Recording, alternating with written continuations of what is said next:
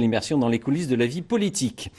Du pain des Landes pour se chauffer. Il ne s'agit pas d'une innovation, mais d'un véritable engagement en faveur de l'environnement. À Castets, dans les Landes, la société DRT vient de planter son 1000e hectare de pin pour alimenter son usine chimique en vapeur et en électricité verte. Les explications d'Iban Carpentier et de Laurent Montiel.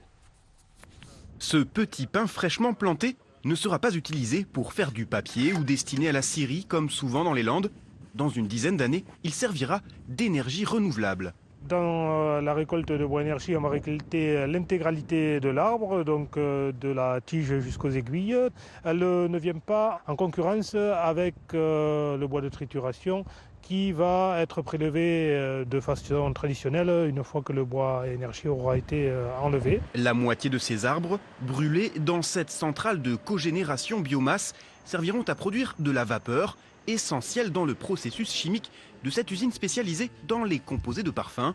Ils produiront aussi de l'électricité, 90 gigawattheures par an, l'équivalent de la consommation d'une ville comme Dax. Aujourd'hui, c'est une énergie qui est 100% renouvelable et qui est verte. On n'utilise que des copeaux de bois et on n'utilise donc plus de gaz ou de fioul.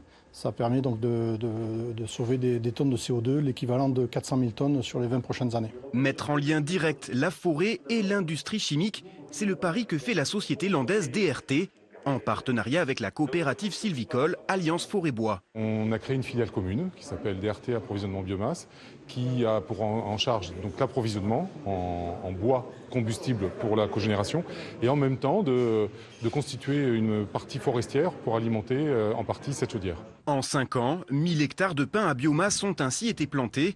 La société DRT est un des premiers employeurs des Landes avec 800 salariés. Des entrepreneurs privés aux commandes des activités d'une